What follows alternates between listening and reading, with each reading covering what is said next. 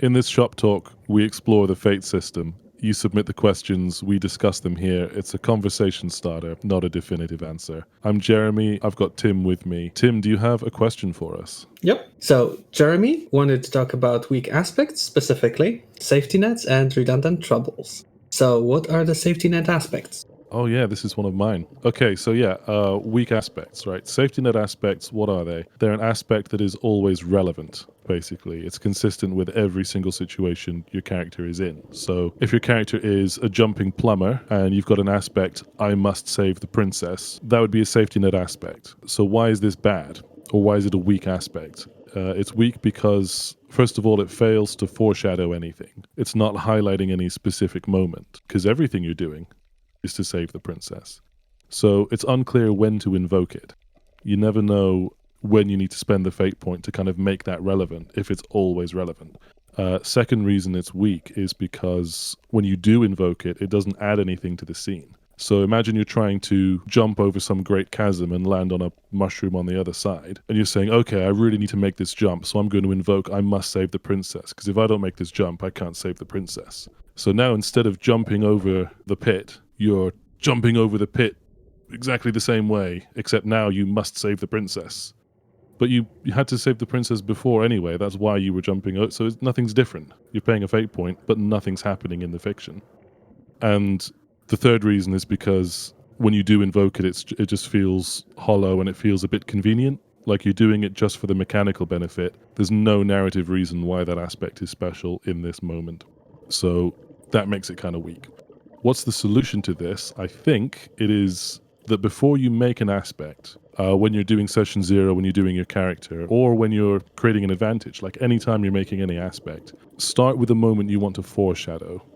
This is the golden rule in Fate, right? This is the fiction first thing. It's like begin with what you want to see on screen, then use the rules to make it happen. So start with a cool moment that you want to do, and then come up with an aspect that's going to describe that moment. So at least you've always got something you're trying to foreshadow, and it's not going to be universally applicable. It's not going to be that safety net. What do you think, Tim? Anything to add to that? Wouldn't creating an aspect by thinking about a cool scene in the future kind of make it a hit or miss? Like, what if this moment that you wanted to invoke never happens? I know that we've solved this by not committing to all the aspects beforehand. So you could have like 1 out of 3 aspects required before we started the session. And then during the session, we would fill out the rest, which is a great option. But that works really well in one-shots too, right? But what if this is like a longer campaign? So how would you handle those 2 issues?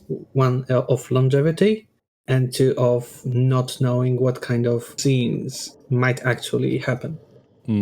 Well, so you're talking about you make a character, you fill in some aspects, and then they just never come up. Yeah, exactly. That shouldn't happen because aspects are, as well as foreshadowing moments, they're also like a vote for what you want to see in the game. And when you're a game master and you're coming up with story problems, you're using player aspects to source those problems. And as a player, when you declare a story detail, you're using your aspects to establish those details. They're really the currency that builds the story. So the only reason they wouldn't be involved is if you're avoiding them, in which case it's like saying, hey, let's all get together and play a game about pirates, and everyone says yes, and then pirates never come up. It's kind of a table issue at that point. Okay, fair. On the longevity point, maybe the story has changed over time. Maybe you were in a certain area, like you've got a relationship aspect, and you spent a lot of time near those people you had a relationship to. Now you've traveled. That's kind of what milestones are for, right? Every minor milestone, you can rename an aspect, and you can rename like the high concept as part of a major, I don't know, it depends on the version. But aspects can change over time, and that's fine as well. So they can always stay relevant, I think. Okay, that's a good solution, I think. Okay, so shall we go to the next part, the redundant troubles? Sure. Redundant trouble, that's pretty similar to a safety net aspect, I think. It's a trouble that's always relevant. So I guess an example of this would be, let's say you're doing a fantasy setting and you want to do an Aragorn type figure, you want to do a ranger, and your trouble is that you're obsessed with killing orcs. Every time you see an orc, you have to track them down and you have to slay them. That's fine on its own. That sounds like a good trouble, because you could see how that might distract you from your goal. Except if it's a game about hunting down orcs, or if killing orcs is how you're going to accomplish your main objective, then feeling an obsession with killing them, it's not a problem anymore. It's not an inconvenience. It's what you were doing anyway. Yeah. So again, it fails to foreshadow anything in particular. It's unclear how or when to compel it. Like, if you're hunting orcs, how does an obsession with hunting orcs make that harder? It's kind of difficult to make that work. And as a player, you want to get compelled. That's how you get extra fate points. So you don't have any reason to make your trouble that difficult to compel. That's my take on redundant troubles. Have you got any thoughts on that? So the Aragorn example, I still can think of a few ways to make that trouble not actually redundant. Like, yeah, you're actually slaughtering them, but what if you had a choice between saving a comrade or hunting more of them, or getting them more of them dead, or the group that's retreating? So there's some leeway there, so it's not as bad as the safety net aspect. But at the same time, the more difficult the trouble is to invoke and reason about, the less it comes up, so the drama isn't there. Yeah, I agree. Like you said, there's a way to do it, but usually that way is to invent a new goal that that you can then confront the player with a choice about, oh, do you keep hunting the orcs or do you save your friend? 100% agreed. Nice. Should we move on to the next one? So Matabi asks about keeping Fate games fiction first. And the question is, encouraging fiction first Fate games quite easily get distracted with meta discussions of appropriate framing devices, conflicts, challenges, contests, whether it's an overcome or create advantage, as well as the fate point economy being an out-of-character wager between player and the GM. What house rules, hacks, or general methodologies can we employ to keep fate on the fiction-first path? Okay, I'd like to start this by kind of defining what fiction first is, just so everyone's on the same page, because it's a phrase that gets thrown around a lot, and it can sound a little mysterious, but it's really simple. Fiction first, in theory, is number one, you start with a moment you want to create. A moment in the story, in the fiction. Number two, you picture it like it's on screen, like it's in the cinema and you're watching it happen. Number three, you describe what it is that you want to see happen in that moment. And then number four, you consult the rules and you look for, how can I model this? Which skills, which actions do I need to use to make this moment happen? The opposite of fiction first is rules first, where number one, you consult the rules like they're a menu. Number two, try to find a useful option. And then number three is decide how pursuing that option would impact the story. So when we say fiction first, we literally mean that's the first thing you do, is you start with what's happening in the story and you don't even think about the rules until later. That's it in theory. In play, I want to give a little example. Imagine you're playing a game of Fate. You're in a restaurant. You're fighting for your life with a knife-wielding sushi chef. The GM asks what your character does, and there are two ways you can answer. You could answer by saying, I want to attack with my fight skill. Or you could answer and say something like, I want to rush forward, leaping from table to table, Superman punch the chef onto the ground. There's a clear difference there, and I think you can guess which one's fiction first and which one is rules first. I don't want to say there's any right or wrong way to play, but this question is from the point of view of how do we get more fiction first into a game. So assuming that is the goal, there's a couple of ways to encourage fiction first playing. I think the best one is to use questions to pull the focus back to the fiction. These questions I think are best coming from the GM, because normally it's a GM player dialogue of, oh, what would you like to do? And the player says, I'd like to do this thing. But everyone can kind of pose these to each other. It's a table thing as well. So if someone's choosing an aspect, I might ask them, what kind of moment do you want to foreshadow with that aspect? This kind of links to what we were saying before, like start with a cool moment, then come up with an aspect which can accomplish that. If someone's making a skill roll and they say like, oh, can I just roll notice? I'd like to ask them, what is it you're trying to accomplish? If you're rolling notice, what are you trying to spot? So again, they have to picture what that's going to look like first and then use the rules to get themselves there. And if they're invoking an aspect, if they've got super strength and they say, oh, I want to put a fate point on my super strength, I'll ask them, what does that look like on screen? What do we see? How do we as the audience of if this was a movie, how would the audience know that the character is using their super strength now? If you don't get a straight answer from the player about this, you can be a little assertive, especially if you're the GM, but ultimately it is a judgment call whether this is the kind of game you want to be a part of. Tim, do you want to jump in with any thoughts here? Yeah, so at the end you said that it's more of a judgment call, and I agree with that 100%. There's situation when, like, say people have been playing for the last 3 hours and are tired and don't really think that well, so sometimes you need to like pull them along a little bit. And in other situations, some things are just difficult to role play, so it's easier to just say, okay, I want to achieve this via this way. I don't really have an idea how, but I think that this would work. So sometimes some leniency just works. Totally. Absolutely agree. It's whatever style your table has.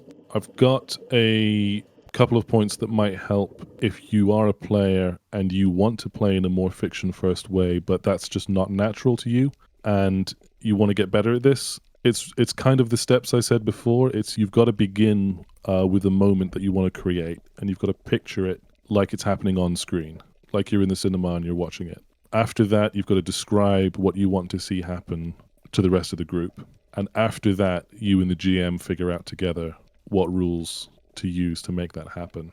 If you have to like turn over your character sheet so it's blank just to stop yourself from like peeking at it, whatever you've got to do, but have that vision first before you start talking about skills or before you pick up any dice. I want to give a special mention as well to the bidding war. The bidding war was briefly mentioned in that question.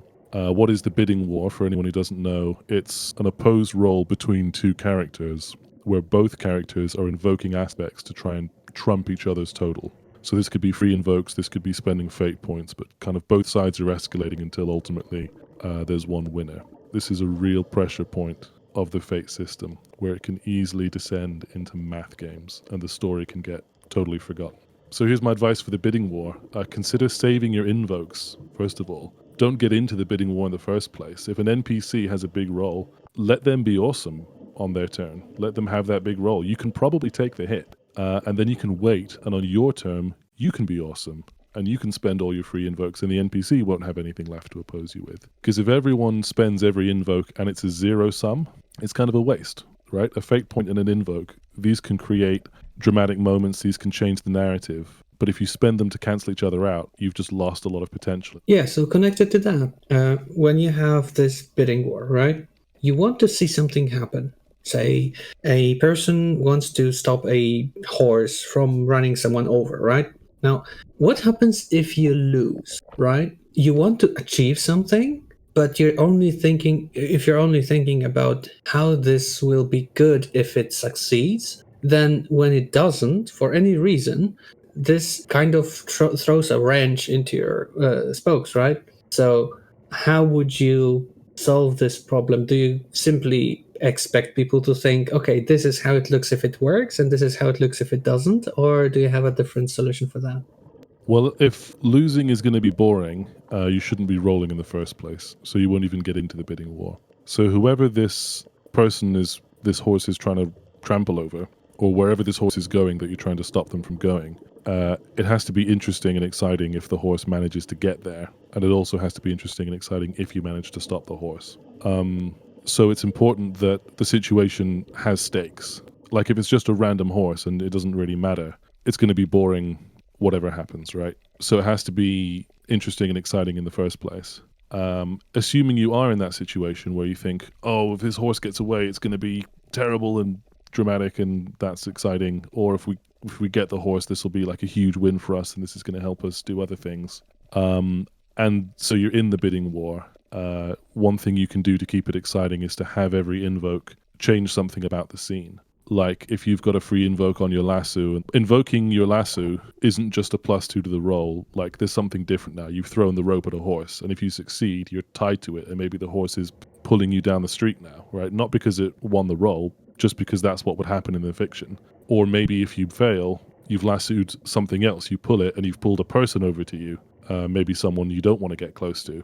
And again, the act of putting the invoke on should be adding something to the story, and that can bring the bidding war to life a little bit. Yeah, that's an interesting perspective on that. That's all I've got for fiction first. Cool. Another? Sure, let's do another. So, Jay asks, as discussed in the Fate Codex entry of the same name, Fate offers a flexible conflict tool capable of representing much more than physical violence, be it debate, insults, sports, or psionic stir duel.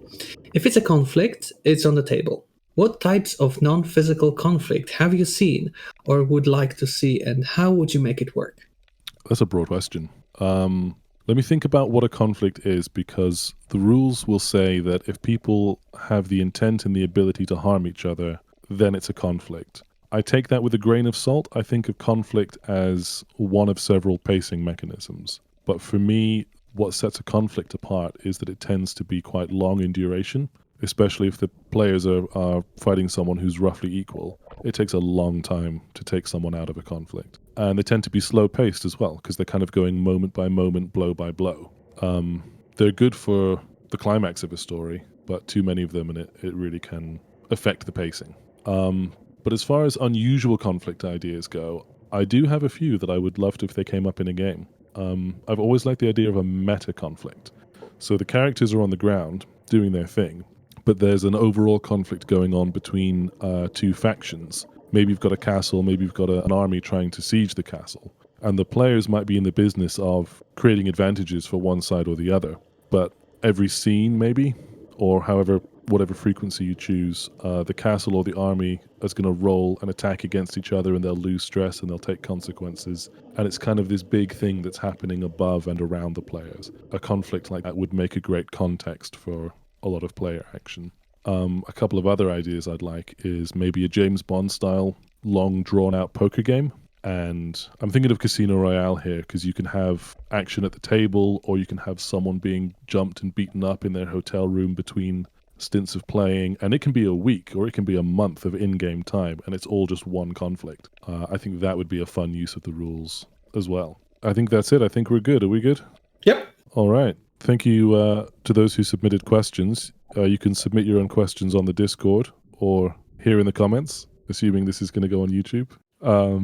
Yeah, I don't have an ending, so I'm just going to stop talking now.